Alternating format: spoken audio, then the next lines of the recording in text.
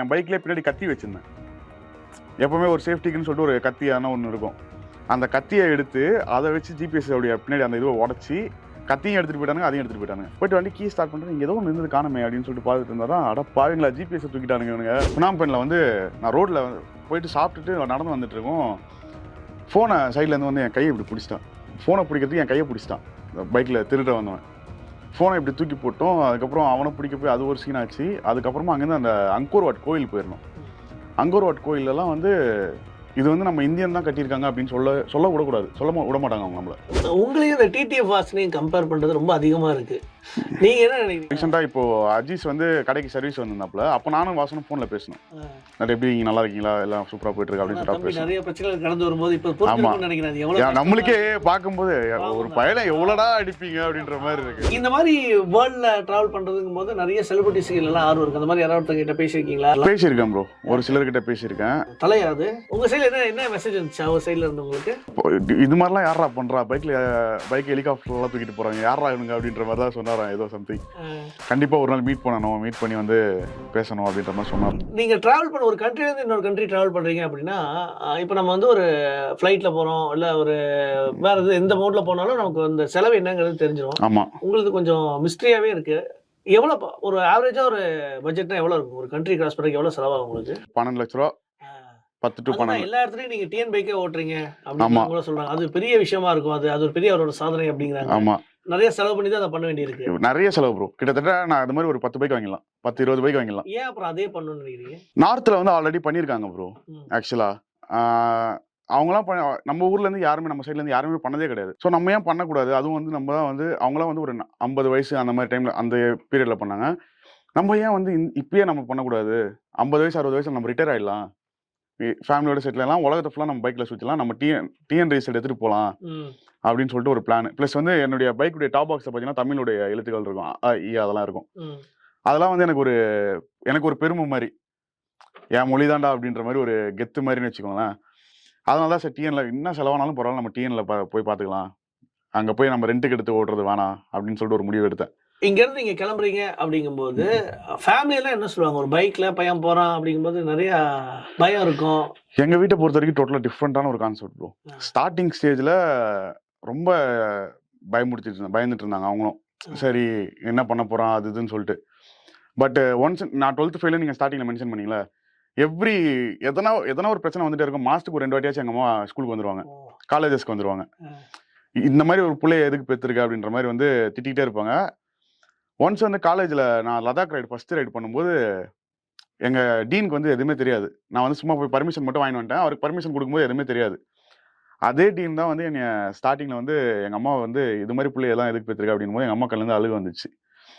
அந்த மனுஷனே நான் லடாக் ரைடு வந்து இதை பண்ணுறேன் அப்படின்னு தெரிஞ்ச உடனே இந்த மாதிரி பையன் நீங்கள் பெருமை பண்ணணும் அப்படி இப்படின்னோடனே அந்த ஒரு சந்தோஷம் பார்த்தேன் அவங்க மூஞ்சில். ஸோ அதுக்கப்புறம் அப்படியே டோட்டலாக மாறிட்டாங்க. பையன் ஏதோ பண்ணுறான், அவன் வந்து பண்ணுறது அவனோட போக்கிலே அவனை விட்டுறலாம் அப்படின்னு சொல்லிட்டு சப்போர்ட்டிவாக ஆரம்பிச்சிட்டாங்க அதுக்கப்புறத்துலேருந்து. எங்கள் அப்பா அப்போ கூட ஒத்துக்கல. எங்கள் அப்பா வந்து டெய்லியும் அனுப்புவார், இந்த ஆஃபீஸில் ஜாப் இருக்குது, இங்கே போய் இன்டர்வியூ அட்டன் பண்ணு, இதை போய் இன்டர்வியூ அட்டன் பண்ணு அப்படின்னு.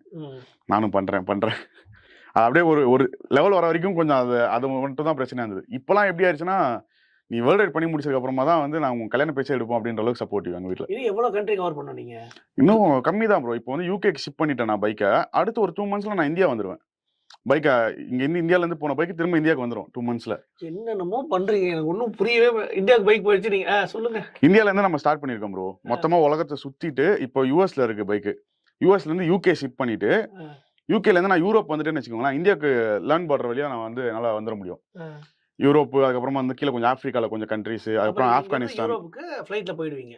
ஆமாம், இங்கேருந்து நான் யூஎஸ் போயிட்டு பைக்கை ஷிப் பண்ணிட்டு அங்கேருந்து நான் யூரோப் போயிட்டு யூகே போயிட்டு அதுக்கப்புறமா அங்கேருந்து ஓட்டிட்டு வரணும். இங்கேருந்து யூஎஸ் போயிட்டீங்க, யூஎஸ்ல பைக் இருக்கு. பைக் எங்கே ஷிப் பண்ணுவீங்க? யூகேக்கு. நீங்க எப்படி போவீங்க? நான் ஃப்ளைட்ல போயிடுவேன். நான் ஃப்ளைட்ல போவீங்க. ஆமா, அப்ப யூகேல இருந்து மறுபடியும் ஸ்டார்ட் பண்ணுவீங்க. யூகேல இருந்து ரைட் ஸ்டார்ட் பண்ணனும். எந்த கண்ட்ரி போவீங்க?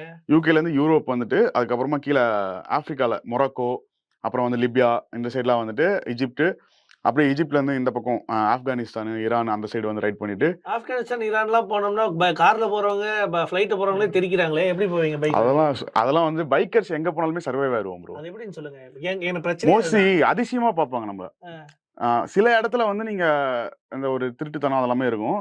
But most of the people நார்மலா இருக்க மக்கள் இருக்காங்கல்ல, அவங்க யாருமே வந்து நம்மள வந்து அட்டாக் பண்ண அந்த மாதிரிலாம் பார்க்க மாட்டாங்க. நம்மகிட்ட இருந்து திருடணும் அந்த மாதிரிலாம் பார்க்க மாட்டாங்க. ஈவன் ஆஃப்ரிக்காவே எல்லாருமே டேஞ்சரஸ் கண்ட்ரின்றாங்க. நான்லாம் என் பைக்கை சாவியோடய அப்படியே கூட வச்சுட்டு போயிருக்கேன். கூட்டமா கும்பலா நின்று பார்த்துட்டு இருப்பாங்க, எதனா நோண்டுவாங்க, எல்லாம் பண்ணுவாங்களே தவிர திருடினது கிடையாது. இப்ப ஆப்பிரிக்காலாம் வந்து அவங்க வச்சிருக்கிற பைக்கே பாத்தீங்கன்னா ரொம்ப நார்மலான பைக்கா தான் வச்சிருப்பாங்க. ஆமா, உங்க பைக்லாம் பார்த்தாலே உங்களுக்கு ரொம்ப ஆச்சரியமா இருக்கும். அவங்க வந்து போட்டோஸ் எடுத்துக்கணும்னு பார்ப்பாங்க, நம்ம கிட்ட பேசணும்னு தான் பார்ப்பாங்க. ஒரு சிலர் திருடருங்க இருப்பாங்க, கண்டிப்பா அது இருக்கும். அதை வந்து நம்ம ஃபேஸ் பண்ணி தான் ஆகணும். ஏதாவது சொல்லுங்க, உங்களுக்கு திருட்டு போன எக்ஸ்பீரியன்ஸ் ஏதாவது? வெனிசுலா பார்டர்ல என்னுடைய ஜிபிஎஸ் திருட்டானுங்க. எப்படி ஜிபிஎஸ் திருட்டாங்களா? ஆமா, மொபைல் தான். அதுக்கப்புறம் மொபைல் ஜிபிஎஸ் தான். அது ஒரு 50,000 ரூபாய். அது ஜிபிஎஸ் அது என்னன்னு தெரிஞ்சு எடுத்துட்டாங்களா இல்ல நல்லா தெரியாம எடுத்துட்டாங்க ப்ரோ. அதுதான் எனக்கு மனசு கஷ்டமே. அவங்க அதை வச்சு என்ன பண்ணுவானுன்னு கூட எனக்கு தெரியல. ஏன்னா அது கனெக்டர் எதுவுமே இல்லாம அது எதுவுமே பண்ண முடியாது, வேஸ்ட் அது. வண்டி மேல வச்சு புடிங்கிட்டு போயிட்டாங்களா? ஆமா. சோ வண்டியில இருந்தது. நான் நைட்டு பார்க் பண்ண சிசிடிவி கேமராலாம் இருக்குல்ல அப்படின்னு சொல்லிட்டு தான் போனேன். பார்த்தா சிசிடிவி ஒர்க் ஆகல போல இருக்கு. ஜிபிஎஸ் வந்து டிஸ்மேண்டில்லாம் பண்ண முடியாது, அப்படியே தான் இருக்கணும், பைக்ல தான் டிஸ்மேண்டில் பண்ணலாம் ப்ரோ. என்னன்னா நான் லாக் போட்டு வச்சிருந்தேன். லாக் போட்டா உங்களுக்கு நார்மலா இழுத்தாலாம் வராது, அது உடச்சி எடுத்தா தான் வரும். ஸோ இவங்க என்ன பண்ணிருக்காங்க, நான் என் பைக்லேயே பின்னாடி கத்தி வச்சிருந்தேன். எப்பவுமே ஒரு சேஃப்டிக்குன்னு சொல்லிட்டு ஒரு கத்தியான ஒன்று இருக்கும். அந்த கத்தியை எடுத்து அதை வச்சு ஜிபிஎஸ் உடைய பின்னாடி அந்த இதுவை உடச்சி கத்தியும் எடுத்துட்டு போயிட்டானுங்க, அதையும் எடுத்துட்டு போயிட்டானுங்க. காலைல வந்து நான் பார்த்துட்டு நான் கவனிக்கவே இல்லை. நான் பாட்டு எல்லாத்தையும் பேக் பண்ணிட்டேன், எல்லாம் பண்ணிட்டேன். போயிட்டு வண்டி கீ ஸ்டார்ட் பண்ணிட்டேன். இங்கே ஏதோ ஒன்று இருந்தது காணுமே அப்படின்னு சொல்லிட்டு பார்த்துட்டு இருந்தா தான், அட பாவீங்களா ஜிபிஎஸ் தூக்கிட்டானுங்க இவனுங்க. அப்புறம் சிசிடிவி கேமரா லைட் எல்லாம் வந்து புடுங்கிறதுக்கு ட்ரை பண்ணியிருக்கானுங்க. அதெல்லாம் வந்து ரொம்ப ஸ்ட்ராங்கா இருக்கும், வரலன்னு உடனே ஓட்டு இருக்கானுங்க. சிசிடிவி கேமரா போய் கேட்டா ஒர்க் ஆகலன்ட்டாங்க. ஸோ மொபைல்லே அது அதுக்கப்புறம் ரைட்லாம் மொபைல்லே. ஆமா, ஸ்பெயின்ல மொபைல் திருட்டானுங்க. இந்த ஸ்டேடியம், பார்சிலோனா ஸ்டேடியம் போயிருந்தேன். ஸ்டேடியம் போயிட்டு ரிட்டர்ன் ரூமுக்கு வந்து பாக்குறேன், போனை காணோம்.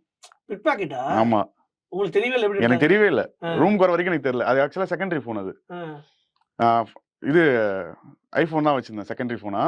மெயின் வந்து சாம்சங் வச்சிருந்தேன். அப்போலாம் ஐபோன் எல்லாம் வீடியோ எடுக்கிறதுக்கு மட்டும் யூஸ் பண்ணிக்கலாம் அப்படின்னு சொல்லிட்டு அதை தூக்கிட்டானுங்க. மறுநாள் போலீஸ் ஸ்டேஷன் போறோம், இவ்வளவு போன் காட்டுறாங்க. இதுல உங்க போன் பார்த்து எடுத்துக்கோ அப்படின்னு. அதுல எதுவுமே என் போன் இல்லை சார் அப்படின்ட்டு வந்துட்டேன். அவ்வளவுதான், அதுவும் போச்சு. ஓகே, வேற கத்தி காட்டி மிரட்டுறது, துப்பாக்கி காட்டி அந்த மாதிரிலாம் இது வரைக்கும் நடந்ததில்ல ப்ரோ. ஹைவேஸ்ல போகும்போது ஏதாவது அது மாதிரிலாம் நடந்ததில்ல. அது மாதிரிலாம் நான் வந்து கற்பனை பண்ணுவேன். இந்த ஒரு ஏரியாக்குள்ள போகும்போது நம்மளுக்கு இது மாதிரி நடக்கும் போல இருக்கா அப்படின்னு சொல்லிட்டு நம்ம ஒரு கற்பனைக்குள்ள போவோம். பட் அங்க போனீங்கன்னா எல்லாருமே நம்ம கிட்ட ரொம்ப ஸ்வீட்டா இருப்பாங்க. ஆமா. சரி, நீங்க வியட்நாம்ல படாத பாடுபட்டீங்க அப்படின்னு கேள்விப்பட்டேன். அது சொல்லுங்க அந்த எக்ஸ்பீரியன்ஸ். வியட்நாம்ல வந்து ஃபர்ஸ்ட் ஆஃப் ஆல் அந்த புனாம் பென்ல வந்து நான் ரோட்ல போயிட்டு சாப்பிட்டுட்டு நடந்து வந்துட்டு இருக்கோம். ஃபோனை சைட்ல இருந்து வந்து என் கையை இப்படி பிடிச்சிட்டான். ஃபோனை பிடிக்கிறதுக்கு என் கையை பிடிச்சிட்டான். பைக்ல திருட வந்தவன் ஃபோனை இப்படி தூக்கி போட்டோம். அதுக்கப்புறம் அவனை பிடிக்க போய் அது ஒரு சீன் ஆச்சு. அதுக்கப்புறமா அங்கேருந்து அந்த அங்கோர்வாட் கோயில் போயிருந்தோம். அங்கோர்வாட் கோயிலெல்லாம் வந்து இது வந்து நம்ம இந்தியன் தான் கட்டியிருக்காங்க அப்படின்னு சொல்ல விடக்கூடாது, சொல்ல விட மாட்டாங்க அவங்க நம்மள. ஓ அப்படியா? ஆமா, நம்மள வந்து எப்படி வந்து அவங்க நீங்க ஒரு டூரிஸ்ட் கைட் எடுத்தீங்கன்னா டோட்டலா அப்படியே ஆப்போசிட்டா பொய்யா சொல்லிட்டு இருப்பான். அதனால நீங்க பக்கத்துலேயே தான் நிற்பான். அவருடைய ஹிஸ்ட்ரியவே மாற்றி பொய்யா சொல்லிட்டு இருப்பான். நீங்க கேமரா எடுத்து ரெக்கார்ட் பண்ணி நீங்க எதனா பேசுறீங்கன்னு தெரிஞ்சுன்னு வச்சுக்கோங்களேன், உடனே வந்து எல்லாத்தையும் டெலிட் பண்ணுங்கன்னும். நீங்க ஏன்னா அந்த ஹிஸ்ட்ரியை வந்து நம்ம சொல்லக்கூடாது அப்படின்னு சொல்லிட்டு உள்ள போனீங்கன்னா வந்து அந்த சிலையுடைய தலைலாமே வந்து உடச்சி, ஸோ தலையே இருக்காது, வெறும் முண்டை மட்டும் தான் இருக்கும். கேள்விப்பட்டிருக்காது, அது இந்து கடவுளுக்குனால தெரிஞ்சிடக்கூடாதுன்னு பண்ணியிருக்காங்க. ஸோ அது எதனால் அப்படி பண்ணுறாங்க அப்படின்னு சொல்லிட்டு தெரியல. பட் ஆனால் இப்போ வந்து இந்தியன் கவர்மெண்ட் வந்து டேக் ஓவர் பண்ணிச்சுன்னு நினைக்கிறேன். இந்த இஷ்யூ நான் போட்டிருக்கேன், அதுக்கப்புறமா இன்னும் 2-3 vloggers போட்டிருக்காங்க. எல்லாருமே போய் அந்த ஒரு எக்ஸ்பீரியன்ஸ் பண்ணி போட்டதுக்கப்புறமா ஒரு 3 to 4 monthsலேயே வந்து இந்தியன் கவர்மெண்ட் வந்து அதை டேக் ஓவர் பண்ணி ரெனோவேட் பண்ணுறாங்கன்ற மாதிரி ஒரு நியூஸ் வந்துச்சு. சொல்லுங்க, அப்போ கையை பிடிச்சிட்டாங்க. ஸோ அந்த ஃபோன் திருடுறத வந்து கையை பிடிச்சான், ஃபோனை தூக்கி போட்டேன். என் ஃப்ரெண்டு துரத்திட்டு போனான். பட் ஆனால் அவன் ஓடிட்டான். பட் அவனெல்லாம் பிடிக்கலாம் முடியல. மேபி நாங்கள் கிட்ட போயிருந்தாலும் எதுவும் பண்ணியிருக்க போகிறதில்ல. கையில் கத்தி எதனா வச்சுருந்தானா பெரிய பிரச்சனை. ப்ளஸ் பார்டர் கிராசிங்லாம் வந்து பணம். அந்த கம்போடியா அப்படின்னு வந்துருச்சுனாலே உங்களுக்கு வந்து சரியான ஒரு ஸ்கேம் பண்ணுற ஒரு ஊருன்னு வச்சுக்கோங்களேன். அந்த மக்களை சொல்ல முடியாது, பட் ஆனால் வந்து அஃபீஷியல்ஸ் ரொம்ப ரொம்ப ஸ்கேம் பண்ணுவாங்க. நீங்கள் வந்து பார்டரில் போனீங்கன்னா உங்களுக்கு 10,000 பாட்டு கொடுத்தா தான் விடுவேன், இவ்வளோ காசு கொடுத்தா தான் விடுவேன், இல்லைனா வந்து உன்னை எக்ஸிட் பண்ண விட மாட்டேன், உன் பாஸ்போர்ட்டை கொடுக்க மாட்டேன், இந்த மாதிரிலாம் நிறைய பண்ணுவாங்க. உங்களையும் இந்த டிடிஎஃப் வாசனையும் கம்பேர் பண்ணுறது ரொம்ப அதிகமாக இருக்கு. நீங்க என்ன நினைக்கிறீங்க? அது எனக்கு தெரிஞ்சு கம்பேரிசன் முடிஞ்சிருச்சுன்னு நினைக்கிறேன். நான் எப்போ வேர்ல்டு ரைட் ஆரம்பிச்சனோ லைசன்ஸை கேன்சல் பண்ணதுனால முடிஞ்சிருச்சுன்னு நினைக்கிறேன். இனிமேல் ரோட் மாட்டேன் அப்படிலாம் இல்லை ப்ரோ. ஜஸ்ட் அது ஒரு யூடியூபர் ஸ்டார்ட் பண்ணி விட்டது தான். எனக்கு பர்சனலாக வந்து எதுவும் இல்லை. பட் நான் இப்போ உங்ககிட்ட சொன்னேன் பார்த்தீங்களா, நான் என் பைக் வந்து ரிப்பேர் லாவோஸில் நின்றுட்டு இருந்தேன்னு சொல்லிட்டு. அன்றைக்கி தான் வந்து என் சேனல் வந்து 1 million அடிக்குது ஆக்சுவலாக. இன்னொரு சைடு வந்து பார்த்தீங்கன்னா வந்து என்னுடைய ஃப்ரெண்டு கிட்ட வந்து கால் வருது, தயவு செஞ்சு அந்த வீடியோ போய் பார்த்துடாத, ஏதோ பேசி வச்சிருக்காங்க உன்னை பற்றி, அப்படின்னு சொல்லிட்டு என்னன்னு பேசியிருந்தாங்க. பட் நான் ஸ்மோக் பண்றேன். தமிழ்லயே பாத்தீங்கன்னா வந்து என் வாயில சுருட்டு இருக்க மாதிரி தமிழ் வச்சு டிடிஎஃப் வாசன் போட்டிருந்தாப்புல. இன்னைக்கு டேட் வரைக்கும் அது அப்படியே தான் இருக்கு. அது எதுவும் மாறல. எனக்கு வந்து அது பர்சனலா நான் ஸ்மோக் பண்றேன்ற விஷயத்த நானே என் வீடியோல சொல்லியிருக்கேன். நான் வந்து ஸ்மோக் பண்றேன் அப்படின்ற மாதிரி நானே சொல்லியிருக்கேன். நான் குவிட் பண்ண போறேன் அப்படின்னு. நான் இப்போ குவிட் பண்ணிட்டேன். பட் அப்போ நான் குவிட் பண்ண போறேன். நான் என்னன்னா என்னுடைய ஆடியன்ஸ்க்கு நான் உண்மையா இருக்கணும் அப்படின்னு சொல்லிட்டு நான் சொல்லியிருக்கேன். அதை வந்து ஒரு ஹைலைட் ஆக்கி தேர்ட் பர்சன் வந்து அவன் தம் அடிக்கிறான், அவன் கெட்டவன், அவன் அதெல்லாம் கேட்க மாட்டீங்களா அப்படின்னும் போது அது வந்து நம்மளுக்கு எப்படி இருக்கும் நம்மளுக்கு. பட் நான் அந்த டைமில் சரி ஓகே நம்ம எதுவுமே வந்து பிரச்சனைலாம் நம்மளுக்கு தேவையில்ல, அப்படியே விட்டுறலாம் இதை அப்படின்னு சொல்லிட்டு. ஆனால் உள்ளுக்குள்ளே எனக்கு நான் ரொம்ப ஹர்ட் ஆகிட்டேன் அந்த ஒரு விஷயத்தில். நம்மளுக்கு பேச்சுவார்த்தைலாம் வேணாம், இது வரைக்கும் நம்ம பெருசாக பேசினதும் கிடையாது, இதுக்கப்புறமும் நம்ம வந்து பேச்சுவார்த்தைலாம் வச்சுக்க வேணாம் இந்த மாதிரி இதுக்கெல்லாம் ஆளுங்கலாம் அப்படின்னு சொல்லிட்டு நான் நினச்சிட்டு விட்டேன். அடுத்து நான் பைக் வாங்கின விஷயத்தில் வேற ஒருத்தர் கூட பிரச்சனை ஆகும்போது இவங்க எனக்கு தெரிஞ்சது என்னன்னா, நான் மறுபடியும் ஆரம்பிக்க விரும்பல அந்த பிரச்சனையா. பட் நடந்தது ஒரு யூடியூபருக்காக ஃபோன் பண்ணி ஆப்போசிட்டாக வீடியோ போடுங்கன்னு சொல்லிட்டு இவங்க எல்லாரும் பண்ணது. சில யூடியூபர்ஸ் வந்து எனக்கு ஃபோன் பண்ணி, ஆனால் என்கிட்ட இப்படி மாதிரி சொல்கிறாங்க, வீடியோ போட சொல்லி சொல்கிறாங்க, நான் வந்து அதெல்லாம் பண்ண போகிறது இல்லைண்ணா, அது நான் எதனா நீ பண்ணுறதாண்டா போட்டுக்கோ, எனக்கு யாரும் என் பக்கத்தில் நிற்க வேணாம் அப்படின்ற மாதிரி வந்து நான் சொல்லிட்டு வச்சிட்டேன். பிகாஸ் அது எனக்கு தெரியும் நம்ம வந்து கரெக்டாக தான் பண்ணுறோம் அப்படின்றதுனால. ஸோ இந்த மாதிரி ஒரு 2-3 கிளாஸ் நடந்தது. பட் அதை தவிர்த்து எனக்கு பர்சனலாக வந்து வெஞ்சன்ஸோ அந்த மாதிரிலாம் எதுவுமே கிடையாது. அவன் அந்த பையன் ஏதோ அவனுடைய சர்வைவலுக்கு அவன் பண்ணுறான், ஏதோ பண்ணுறான், அவ்வளோதான். நான் என்னுடைய சர்வைவலுக்கு நான் ஏதோ பண்ணிட்டு போகிறேன், அவ்வளோதான்.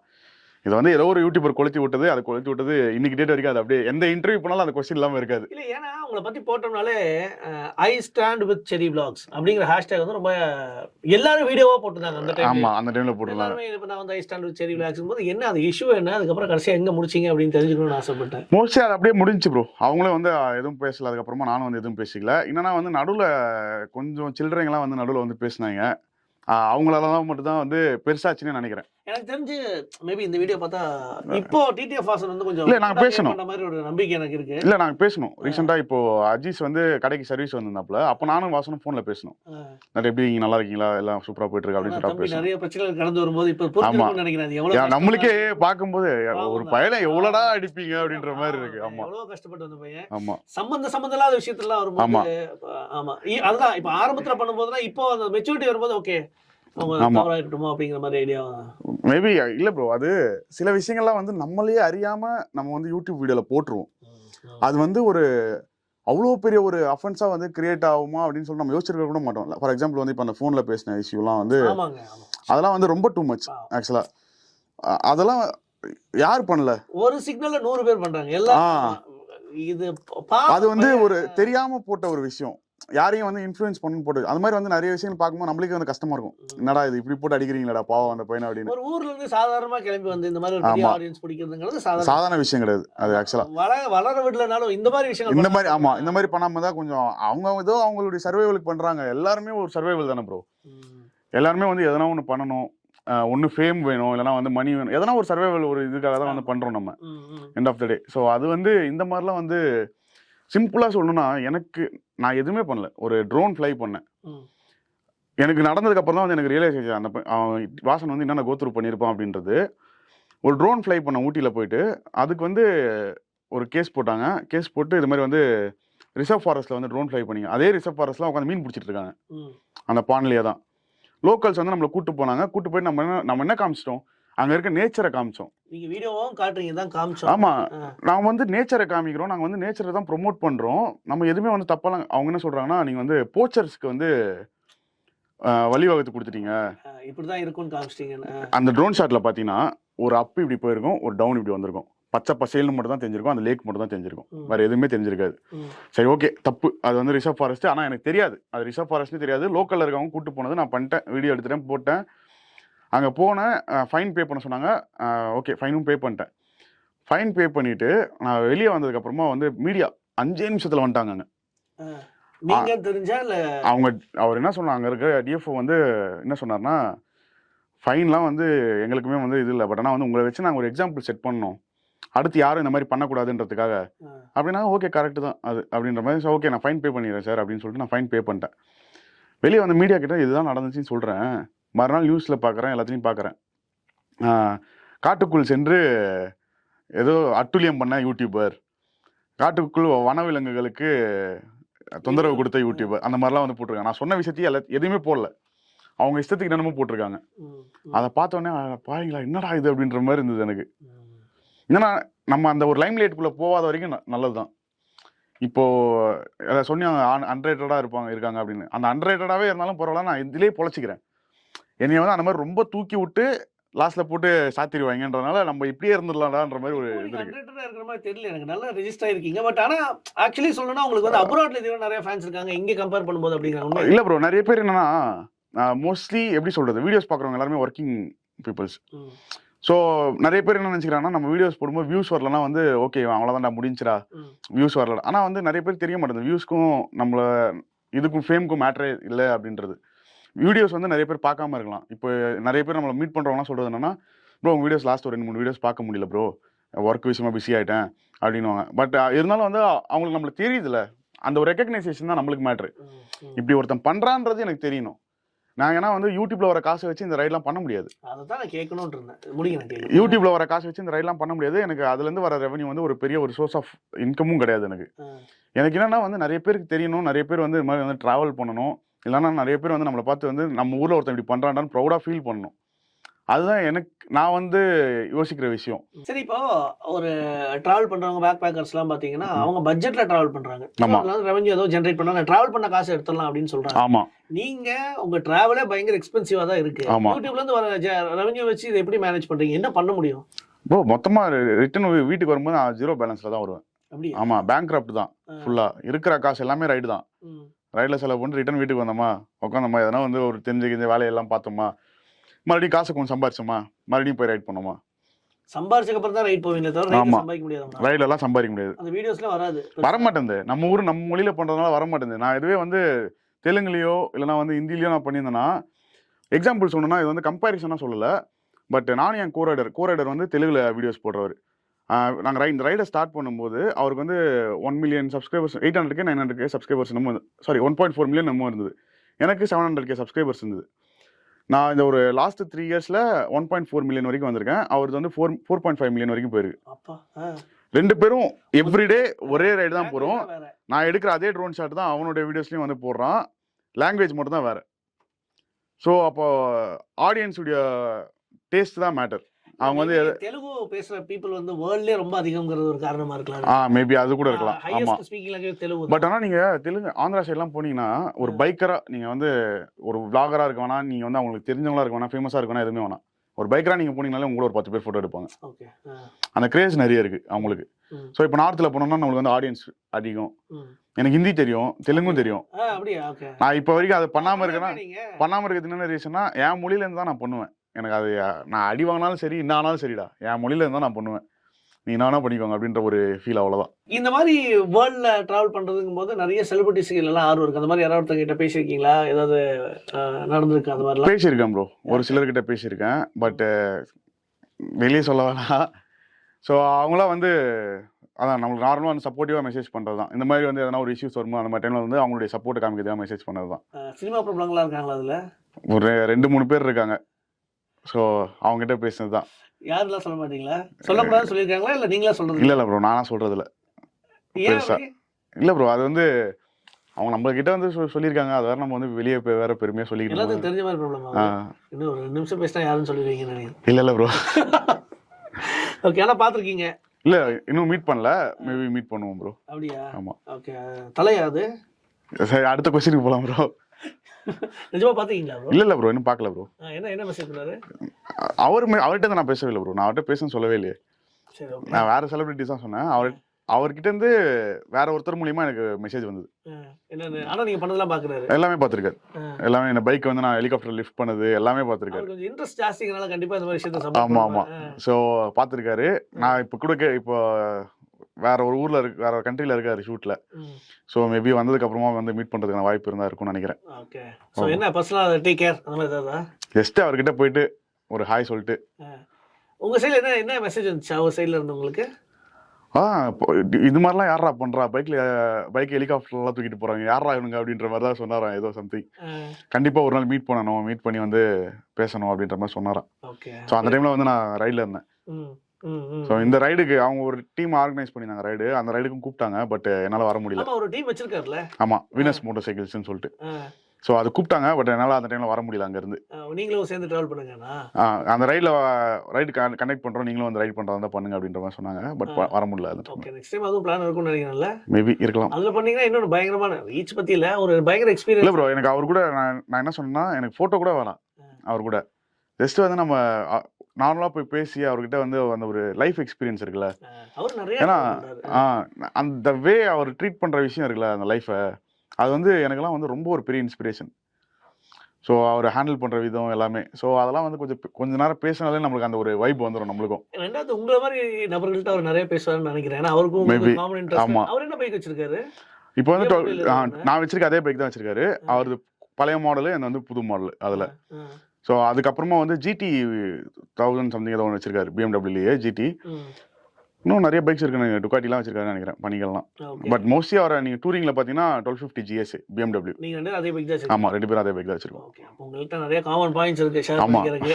சரி, நீங்க ஷேர் பண்ணீங்கன்னா எங்ககிட்டயும் ஷேர் பண்ணீங்க நம்புறேன். கண்டிப்பாக. Thank you so much. நான் உங்களை மீட் பண்ணது ரொம்ப தேங்க்யூ சந்தோஷம். Thank you so much. உங்களோட பயணங்கள் சீக்கிரமாவே முடியட்டும். நன்றி. எல்லாமே ரொம்ப சிறப்பாக தான் பண்ணிட்டு இருக்கீங்க. நன்றி. இன்னும் நீங்க எதிர்பார்க்குற எல்லா விஷயங்களும் நடக்கட்டும். தேங்க்யூ. நிஜமாலுமே நீங்க வந்ததுக்கு ரொம்ப நன்றி. எவ்வளவு நன்றி. பிஸியா இருந்தீங்கன்னு எனக்கே தெரியும். கேட்ட உடனே வரோம் ப்ரோ அப்படின்னு வந்தீங்க பாருங்க, அந்த அன்புக்கு பெரிய நன்றி. Thank you so much. இதே மாதிரி இன்னும் நிறைய கண்டென்ட்டை என்ஜாய் பண்ண சப்ஸ்கிரைப் பண்ணுங்க ரேடியோ சிட்டி தமிழ்.